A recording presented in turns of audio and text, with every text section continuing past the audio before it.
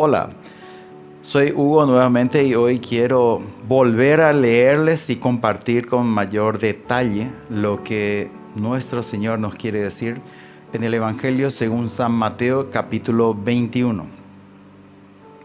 Este capítulo posee 46 versículos y esta vez lo vamos a volver a leer, pero vamos a parar y vamos a compartir, voy a compartir con ustedes algunos detalles de cada versículo. Este capítulo comienza diciendo así: estaban ya cerca de Jerusalén cuando llegaron a Betfagé, junto al monte de los Olivos.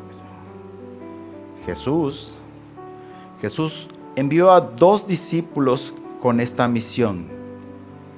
Les dijo: vayan al pueblecito que está al frente y allí encontrarán una burra atada con su burrito al lado. Desátenlos y tráiganlos. Luego dice: si alguien les dice algo, contéstenle: el Señor los necesita y los devolverá cuanto antes. Esto sucedió para que se cumpliera lo dicho por el profeta: digan a la hija de Sión, mira que tu rey viene a ti con toda sencillez, montado en un burro, un animal de carga.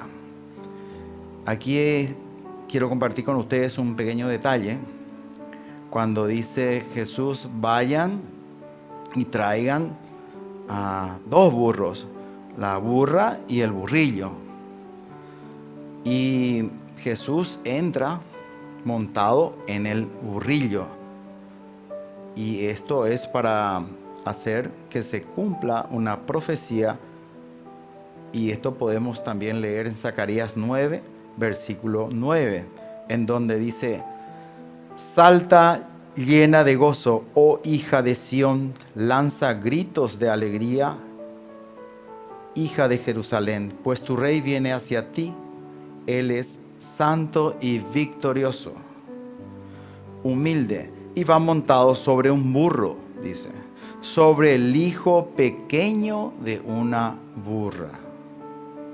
Ahora, aquí nos explica qué es lo que hizo Jesús. ¿Por qué vino montado en un burro? ¿Por qué en un burro montó y así, de esa forma, entró a la ciudad de Jerusalén? Era porque estaba escrito, era una profecía, y eso acabo de leerles, Zacarías 9, versículo 9.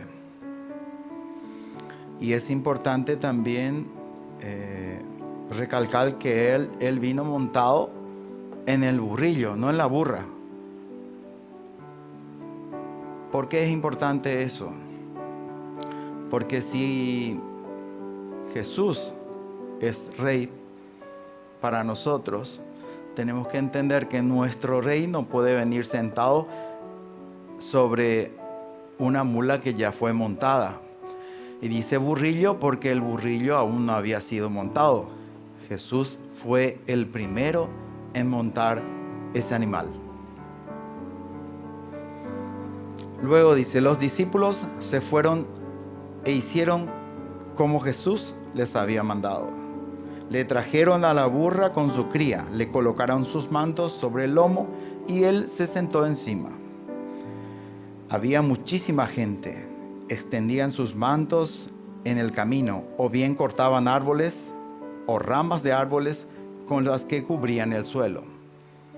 También quisiera hacerles un comentario con respecto a esto, del por qué la gente colocaba enfrente de Jesús sus capas, sus prendas. ¿Por qué ramas de árboles? ¿Y qué tipo de árboles? Y aquí en detalles podemos encontrar que estas ramas eran ramas de olivo y ramas de palma, para darle la importancia a ese rey que se estaba acercando a ellos ahí. Ahora, ¿por qué ramas de árboles? Estas ramas eran ramas de palmas y ramas de olivos. Eso me llamó la atención y empecé a investigar. Las palmas, las ramas de palmas, son un símbolo de victoria en aquella época, símbolo del triunfo. Las palmas eran otorgadas en la antigüedad a los atletas victoriosos en la antigua Grecia. Inclusive en el antiguo Egipto representaba la inmortalidad. Los olivos, las ramas de olivo, eran el símbolo de la paz universal. Todos los reyes de Israel han sido bautizados con aceite de oliva en sus coronaciones. El olivo es una de las 7 especies de plantas con las que Israel está bendecida según la Biblia. Entonces, a Jesús le colocaron, cuando entró a Jerusalén, sus mantos en forma de respeto y dándole la importancia que se merecía. También colocaban ramas de oliva y ramas de palmas. Y es lo que habíamos leído recién. ¿Qué es lo que significan las palmas y los olivos? Luego el versículo 9 dice: y el gentío que iba delante de Jesús, así como los que le seguían, empezaron a gritar: Hosana al Hijo de David, salve el Hijo de David, bendito sea el que viene en el nombre del Señor, Hosana en lo más alto de los cielos. Cuando Jesús entró en Jerusalén, toda la ciudad se alborotó y se preguntaban, la gente que no le conocía se preguntaban: ¿y quién es este? Y la muchedumbre respondía, y la gente que le seguía a Jesús respondía: este es el profeta Jesús, Jesús de Nazaret, de Galilea. Jesús bajó del burro, caminó, se dirigió al templo y ahí echó fuera a todos los que vendían y compraban en el templo. Derribó las mesas de los que cambiaban monedas y los puestos de los vendedores de palomas. Volvió al templo y comenzó a echar nuevamente a esta gente, a los cambistas, porque ustedes saben qué hacían los cambistas ahí. Se vendían animales para luego ser ofrecidos en sacrificio, como ofrenda. Y había una asociación, por decirlo así, ilícita entre los sacerdotes del templo y los peregrinos que venían en épocas de fiestas religiosas a traer sus ofrendas. Era más fácil comprar esas ofrendas que ya estaban autorizadas por los sacerdotes para ofrendar después en sacrificio. Y todo esto molestó a Jesús, esa asociación ilícita, esa asociación contubérnica, por llamarlo así, entre los sacerdotes del templo y la gente que venía en peregrinación al templo. Luego Jesús, ya molesto por todo aquello, porque empezó a volcar las mesas que estaban ahí enfrente, dijo: está escrito, mi casa será llamada casa de oración, pero ustedes la han convertido en una cueva de ladrones. Estaba molesto. También en el templo se le acercaron algunos ciegos, cojos, y Jesús los sanó. Luego el versículo 15 dice: los sacerdotes principales y los maestros de la ley vieron las cosas tan asombrosas que Jesús acababa de hacer. Y a los niños que clamaban en el templo: Hosana al Hijo de David. Luego estos se enfurecieron y le dijeron a Jesús: ¿oyes lo que dicen esos? Jesús respondió: por supuesto.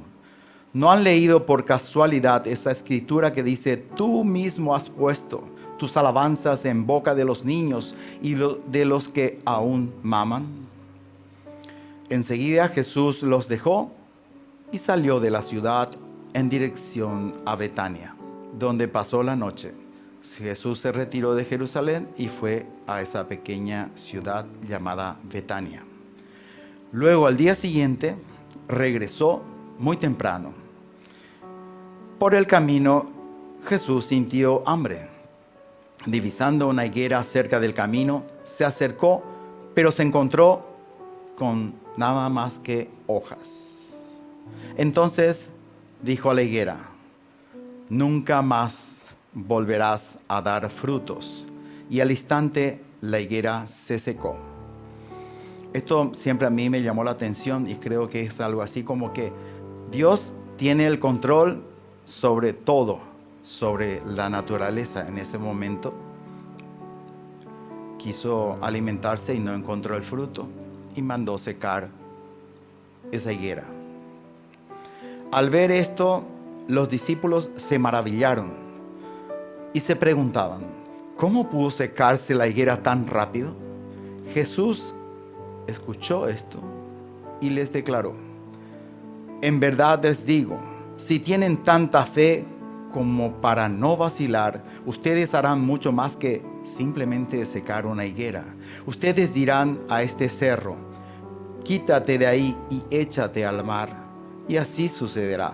Todo lo que pidan en la oración, con tal de que crean, lo recibirán. Jesús había entrado al templo y estaba enseñando cuando los sumos sacerdotes y las autoridades judías fueron a su encuentro. Se acercaron a Jesús para preguntarle: ¿tú con qué derecho haces todas estas cosas? ¿Quién te lo ha encargado?, preguntaron. Jesús les contestó: bueno, yo también les voy a hacer a ustedes una pregunta. Si me la contestan, yo también les diré con qué autoridad hago esto. Pues háblenme del bautismo que daba Juan. Este asunto, ¿de dónde venía?, pregunta Jesús. ¿De Dios o de los hombres? Ellos se apartaron porque eran 2 o 3 sacerdotes, y entre ellos empezaron a hablar, y ellos decían entre sí: esto Jesús no estaba escuchando.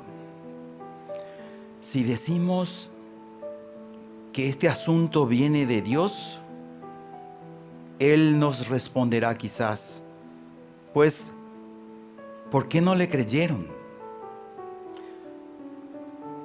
Y luego dicen: ¿y si decimos que era cosa de hombres?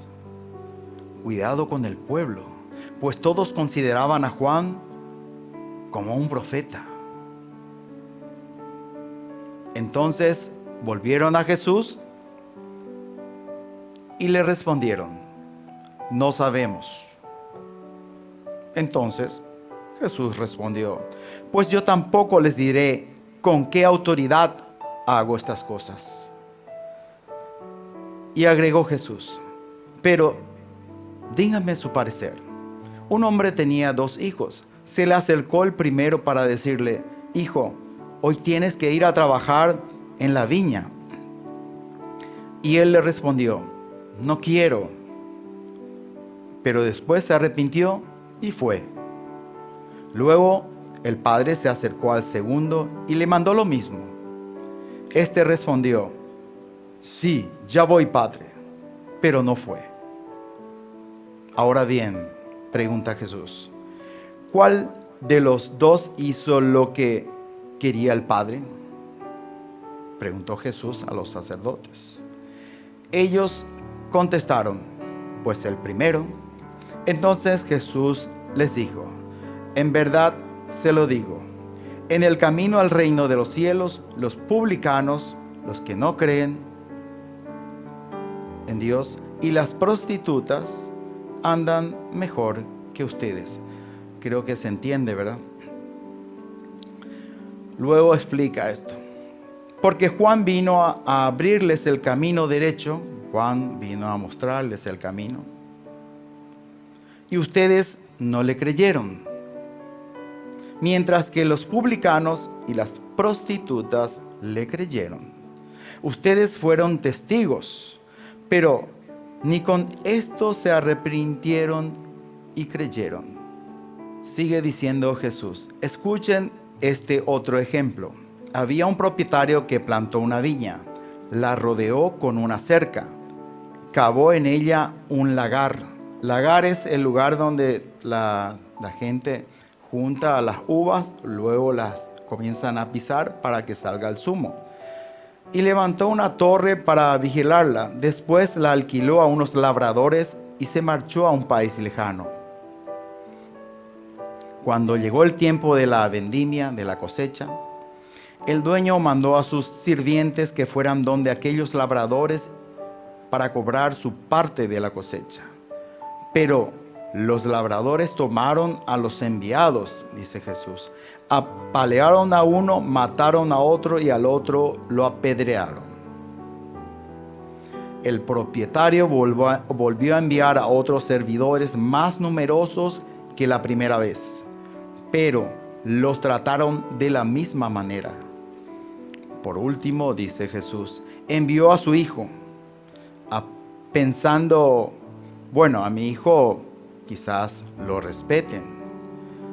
Pero los trabajadores, al ver al hijo, se dijeron, ese es el heredero, lo matamos y así nos quedamos con su herencia. Lo tomaron pues, lo echaron fuera de la viña y lo mataron. Ahora bien, dice Jesús, cuando venga el dueño de la viña, ¿qué hará con esos ladrones? Jesús pregunta. Le contestaron, pues claro, hará morir sin compasión a esa gente tan mala y arrendará la viña a otros labradores que le paguen a su debido tiempo. Jesús agregó, ¿no han leído cierta escritura? Dice así, la piedra que los constructores desecharon luego se convirtió en la piedra principal del edificio. Esa fue la obra del Señor y nos dejó maravillados. Ahora yo les digo a ustedes, dice Jesús, se les quitará el reino de los cielos y será entregado a un pueblo que le hará producir sus frutos. Cualquiera que caiga sobre la piedra que despreciaron los constructores, quedará hecho pedazos, y si la piedra cae sobre alguien, lo dejará hecha polvo. Al oír estos ejemplos, los jefes y los sacerdotes, así los fariseos, comprendieron que Jesús se refería a ellos. Hubieran deseado arrestarlo, pero tuvieron miedo del pueblo que lo consideraba siempre un profeta. Jesús siempre, cuando caminaba, había siempre un gentío muy grande acompañándolo siempre. Jesús casi nunca se encontraba solo. Era muy difícil encontrarlo a Jesús a solas. Bueno, así termina este capítulo 21 con sus 46 versículos. Les agradezco la compañía y nos volveremos a encontrar en el siguiente capítulo. Que Dios los bendiga y hasta entonces.